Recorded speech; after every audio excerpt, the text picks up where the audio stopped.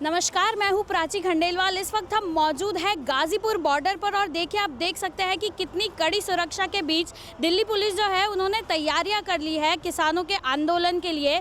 किसानों ने 2020 में आंदोलन किया था, उसके बाद फिर से अब आंदोलन शुरू कर दिया क्योंकि उनकी कुछ मांगे जो है वो पूरी नहीं हुई है। वो चाहते हैं कि सरकार उन्हें गारंटी दे, मिनिमम सपोर्ट प्राइस के लिए, उनके लिए पेंशन स्कीमें भी दे। लेकिन इसकी वजह से दिल्ली हाई अलर्ट पर रखी गई है और अब दिल्ली की जनता को इससे क्या मुश्किलें सहन करनी पड़ रही है, आइए डायरेक्ट दिल्ली की जनता से बात करते हैं कि उन्हें क्या मुश्किलों से गुजरना पड़ रहा है। किसान आंदोलन की वजह से आपको क्या मुश्किलें आ रही है? किसान आंदोलन की वजह से यातायात में बहुत दिक्कतें हैं और किसानों का ये जो व्यवहार है वो सामाजिक समरूपता के अनुरूप नहीं है। उनको समाज के अन्य वर्गों का भी ध्यान रखना चाहिए। इस तरीके से सड़क जाम करना और एकाएक आ जाना, जब भारत सरकार उनसे बात कर रही है तो उन्हें भारत सरकार से बात करना चाहिए और एक पॉजिटिव डायरेक्शन में सोचना चाहिए।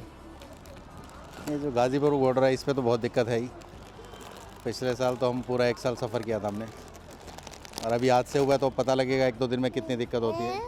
पर वैसे रोड ब्लॉक नहीं करनी चाहिए। एक दिन का ठीक है, 1-2 दिन का ये नहीं है कि इतना लंबा रोड जाम नहीं रखना चाहिए।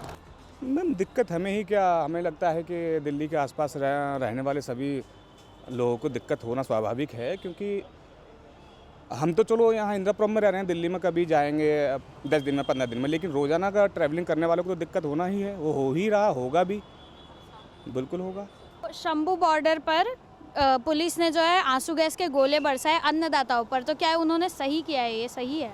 देखिए, अन्नदाता जिसको आप कहती हैं वो सही हैं, वो किसान अन्नदाता हैं, लेकिन हर व्यक्ति अपने परिवार का अन्नदाता है। वो मेहनत करता है और उनको खाना खिलाता है।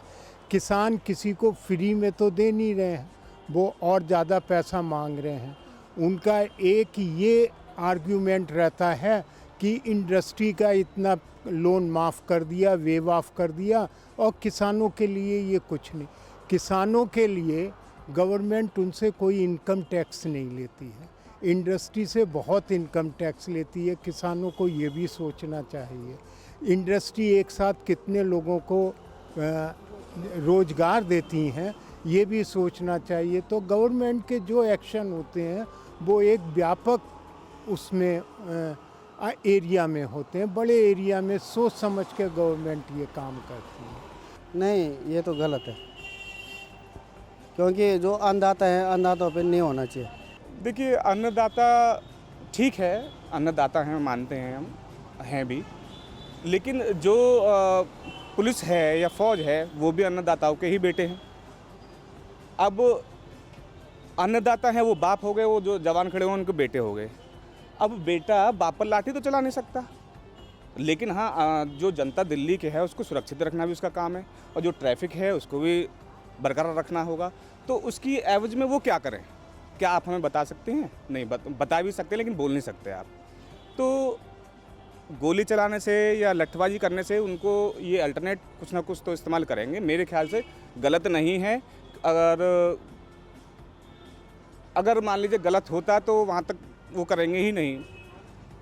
किसानों को सिर्फ एक मौका चाहिए वहाँ तक पहुँचने का, और पुलिस वालों को वहाँ तक उनको बचा के रखना है। किसानों को भी बचाना है और वहाँ की जो जनता है उसको भी बचा के रखना है। इस कारण से उन्हें ये सब करना पड़ता है। तो मैं समझता हूँ कि ज़्यादा बड़ी कोई बात नहीं है, तो करना ही पड़ेगा, मजबूरी है उनकी।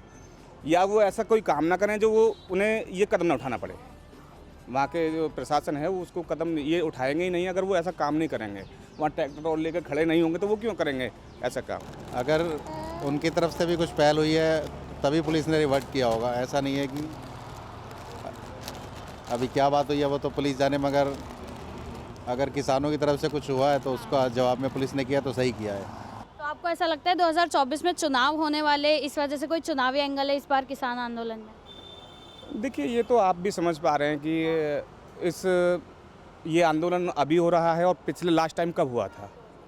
आई थिंक वो भी चुनाव का समय था और ये भी चुनाव का समय ही अभी आ रहा है। तो मेरे कहने का मतलब ये है कि इसमें किसान तो हैं कम, लेकिन बैक में जो